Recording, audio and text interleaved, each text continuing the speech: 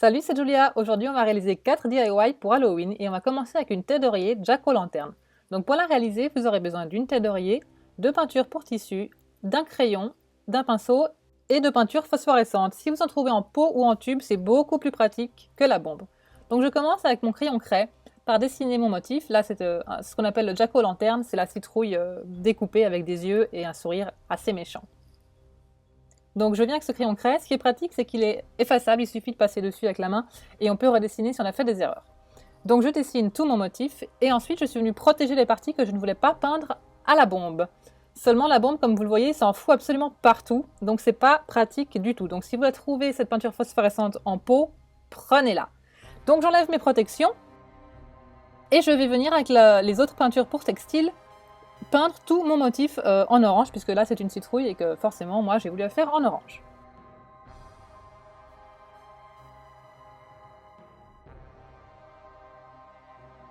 J'ai passé 2 couches et après je suis venue faire quelques détails, donc le petit pédoncule à la peinture verte et j'ai ajouté aussi quelques traits que vous allez vite voir venir pour ajouter un peu de dimension et de réalisme en fait à cette citrouille.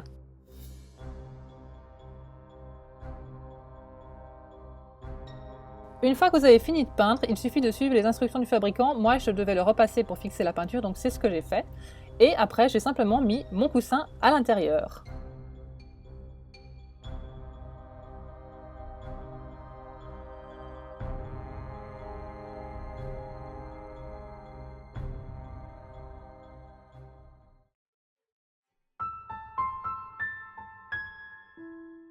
Pour ce deuxième DIY, il vous faut très peu de choses. Il faut des feuilles cartonnées de couleur sombre, un ciseau, une agrafeuse, un crayon et des petits bâtons qu'on craque et qui deviennent lumineux. Donc là, j'ai pris ma feuille, je l'ai coupée dans le sens de la verticale et j'ai replié les deux bouts de manière à ce qu'ils se chevauchent un peu l'un sur l'autre comme vous le voyez à l'écran. Ensuite, quand je viens le déplier, j'ai ma zone où je vais dessiner mes yeux qui apparaît. Donc je prends mon crayon et je dessine une forme d'yeux un petit peu méchant, menaçant. Ça, c'est vous qui voyez.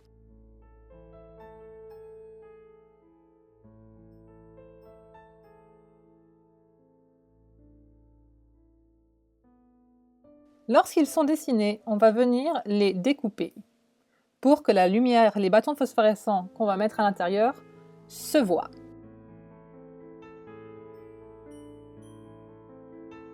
Quand vous avez découpé vos yeux, il suffit de rabattre les deux bouts de feuille, de venir les fixer. Moi j'ai pris l'agrafeuse, mais ça marche très bien avec du scotch aussi.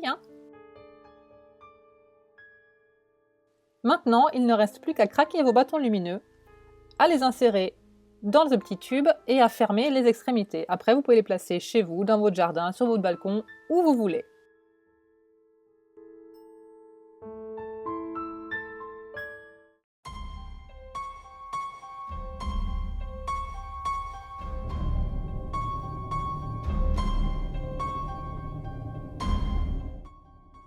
Pour ce DIY photophore qui est l'un de mes préférés, vous aurez besoin de pots en verre, de peinture, de colle, de craie, les pinceaux bien sûr, du papier de soie et un pistolet à colle. Donc pour commencer, on va découper un bout de papier de soie, le poser sur la forme de votre pot, de votre récipient en verre et dessiner des yeux et une bouche. Si votre papier de soie est trop grand, c'est le moment de le découper dans une forme un peu plus petite qui collera parfaitement à votre bocal en verre. Puis on va venir le coller. Faites hyper attention à cette étape parce que le papier devient super fragile. Donc moi je le pose très délicatement et même comme ça j'ai réussi à en déchirer un petit bout. Donc soyez vraiment délicat.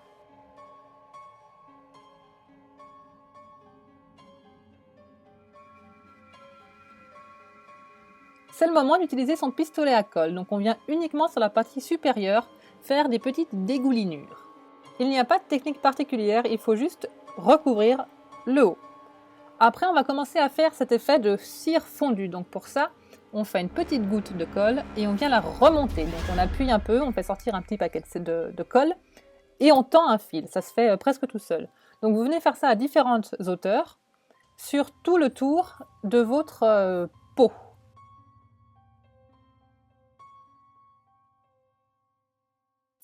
On va laisser la colle sécher et s'occuper du visage. Donc je viens par-dessus mes traits dessiner les yeux et la bouche en couches épaisses.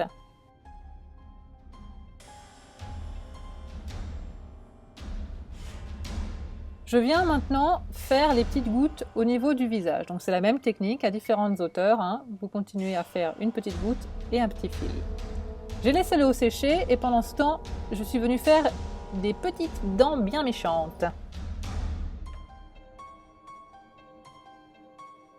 Et on continue l'opération, on laisse sécher les dents, on repasse en haut et on fait des petites gouttes aussi au niveau des yeux. C'est aussi le moment de remplir les endroits où vous trouvez qu'il y a des trous. Donc là, le milieu du visage, le bas du pot et aussi à l'arrière si vous voulez en rajouter, c'est maintenant. Une fois que c'est fait, vous laissez bien sécher la colle.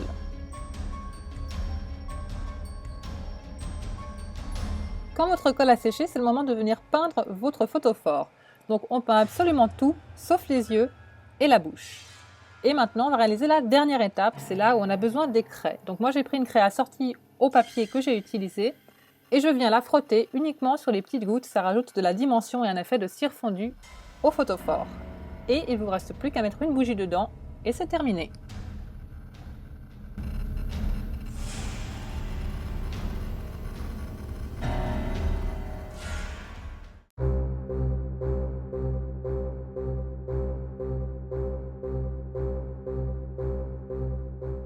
C'est déjà le dernier DIY, mais c'est aussi mon préféré et il est super simple à réaliser. Donc pour ça, vous avez besoin d'un ballon enduit d'un corps gras. Moi, j'ai utilisé de l'huile de cuisine, d'un filet à salade. Ce sont des filets pour protéger les plantes du gel, mais vous pouvez aussi utiliser un tissu de type moustiquaire. L'important, c'est que ce soit léger. Si vous utilisez du coton, ça ne marchera pas. Donc là, je viens tremper mon filet dans de la colle d'amidon. C'est une colle que vous trouvez dans les rayons loisirs créatifs. Donc je viens bien imbiber mon tissu. Puis je le sors et je les sors un petit peu. Laissez quand même le tissu pas détrempé mais bien humide. Donc je viens le déplier et le poser par-dessus mon ballon pour former mon petit fantôme. Laissez une base bien large, c'est ce qui donnera la stabilité à votre fantôme. Vous n'avez plus qu'à laisser sécher ça environ une nuit et c'est terminé. Vous pouvez lui coller des petits yeux, lui mettre des taches de sang ou le laisser tout simple. C'est encore une fois vous qui voyez. Dites-moi dans les commentaires si vous avez réalisé un de ces DIY. Vous pouvez liker la vidéo si elle vous a plu, ainsi que vous abonner et nous on se retrouve demain. Ciao!